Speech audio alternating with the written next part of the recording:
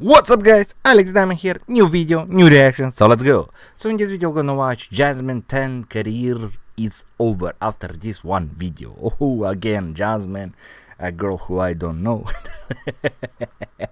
But she talks some lot of shit and everybody hates her. Jazmine Tan, YouTube's so-called girl's girl, has been on an absolute roller coaster. 1 minute, she's your empowering big sister, hyping you up with self-love and confidence tips.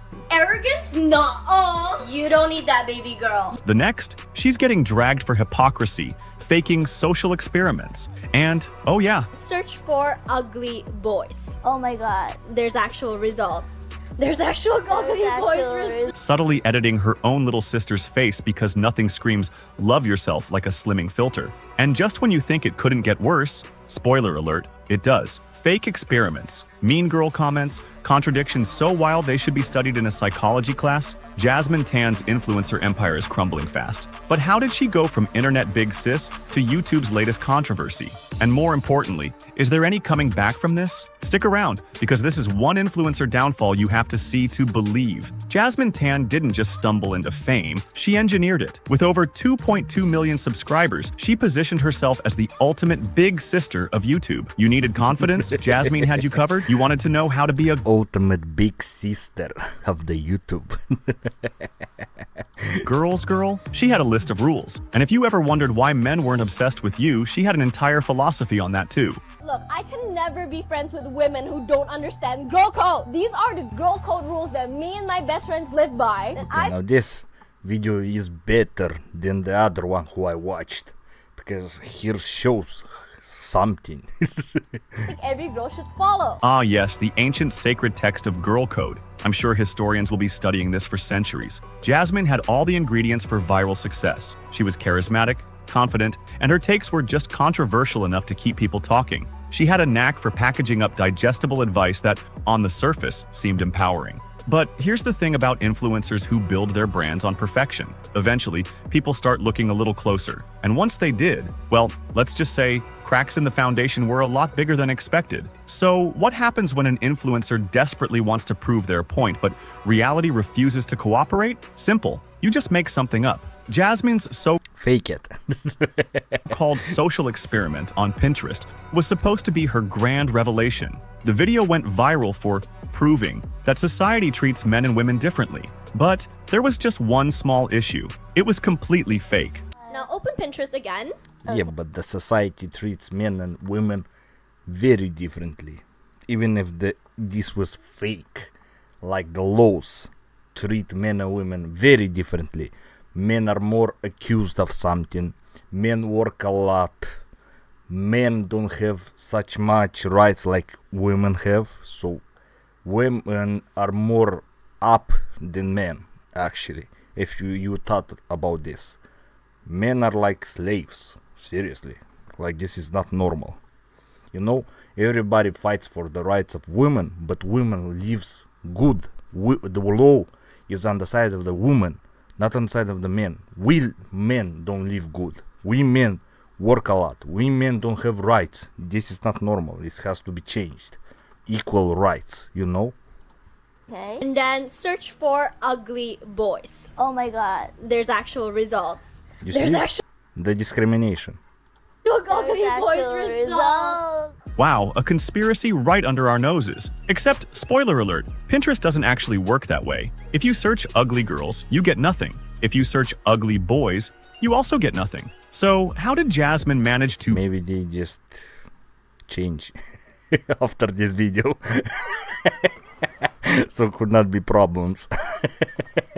prove her theory? Well, turns out she manually created a Pinterest board full of images labeled ugly boys and pretended like they were actual search results. That's right, she just straight up faked it. And honestly, if you're going to fabricate an entire narrative, at least put some effort into it. This was like photoshopping a fake text message, but leaving your own name at the top. The problem here isn't just that she lied, it's what the lie represents. Jazmine's entire brand is built on female empowerment, yet she consistently pushes content that tears men down. Why people search on Pinterest for something like that if there exists Google? What the? Down under the guise of lifting women up. And as the internet would soon realize, this pattern of conveniently crafted narratives wasn't just a one-time thing. Let's talk about hypocrisy. Because if there's one thing Jazmine excels at, it's saying one thing and doing the exact opposite. Jazmine loves to talk about self-confidence, about how women should embrace their natural beauty, how beauty standards are oppressive. So imagine everyone's surprise when people noticed she was using a face-slimming filter on her little sister. Ah yes, self-love, except for when the camera loves you a little too much and you have to tweak reality. The thing is, Jazmine knows what she's doing. Her audience is young, impressionable, and looking up to her as some sort of self-confidence guru. But what does it say when even she doesn't fully practice what she preaches? You can't scream, "Love yourself," while actively editing reality to fit a very curated version of what self-love actually looks like. And that wasn't even the biggest contradiction. Because remember when she spent months pushing the whole "men are trash" narrative? Well, things got interesting when she suddenly decided that dating was back on the menu. Wait. What happened to "all men are a waste of time"? I must have missed the emergency girl code update where we collectively decided that was no longer a thing. So, which is it? Are men an embarrassment, or are they just selectively tolerable when it benefits the narrative? Because at this point, Jazmine's ideology is starting to look less like feminism and more like whatever sounds good at the moment. And then came the moment where Jazmine's carefully crafted girl All feminism is more like we want this, but we don't want this. Men have to do that, but we are gonna do whatever we want. You know, this is the whole point of feminism. In feminism, there's no equal rights. That is the problem. If you want equal rights, you want equal rights, not prerogative to women. Like there is enough prerogatives to women, you know. The laws on the side of the women. So I don't know what women want, you know. It appears such a problem that men don't want anymore to date women because women are too arrogant. Women want a lot of money, the men should work, she has to do nothing and something like that. This is not normal. And men just don't want women anymore, you know, like they don't want to get married. girl persona started to collapse in real time. Oh, the horror. Imagine a woman gasp looking mature. Clearly, an unforgivable offense. So, just to recap, natural beauty is great, except when a 21-year-old dares to look like an adult. Aging is empowering, but also terrifying enough for Jazmine to get Botox at 25. Consistency? Never heard of it. But this wasn't just one offhand comment. This was the moment people really started questioning whether Jazmine was actually uplifting women or just tearing them down for the sake of content. And spoiler alert, the internet does not take kindly to hypocrisy. You know the saying, what goes around comes around? Yeah, well, Jazmine Tan's entire online presence just took a nosedive. And it wasn't a graceful cinematic fall. It was more like watching someone trip down an escalator in slow motion. Painful, awkward, and completely avoidable. As soon as people started connecting the dots, fake social experiments, contradictions, unnecessary jabs at women, the backlash came fast. Her once loyal fan base? Yeah, they weren't loyal anymore.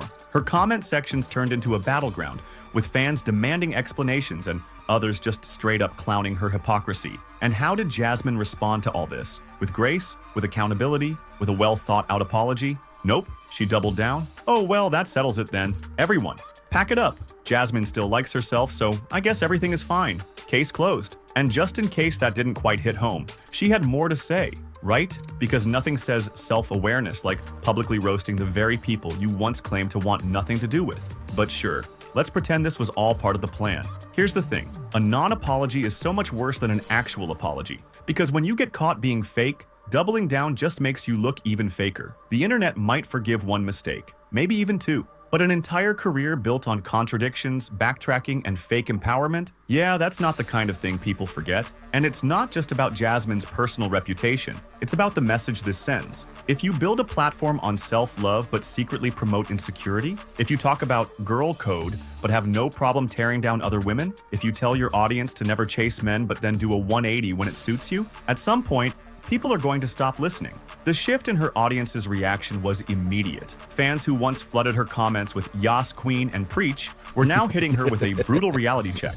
So, the question remains, can Jazmine Tan make a comeback? Well, let's break it down.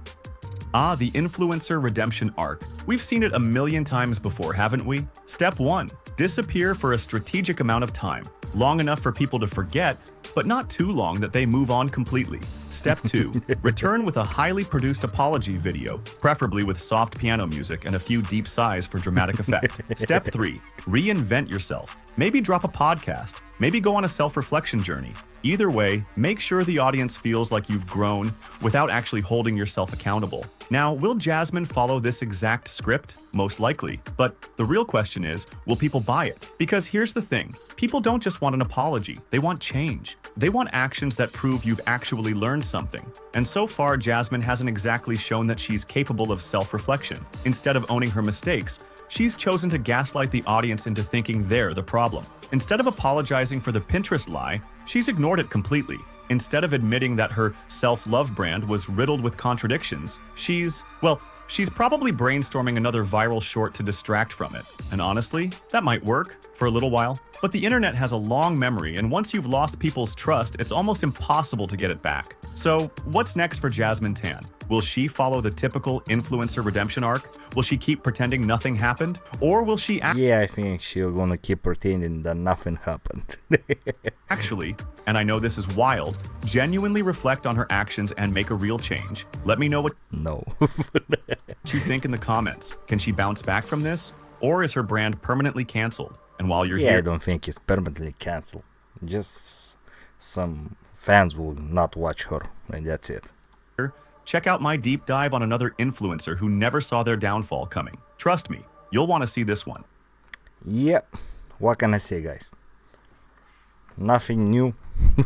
The same. Just a little more explicitive so we can understand what's happening. In the previous video, not so explaining. So, thank you for watching this, guys. Subscribe, comment, and see you in the next video.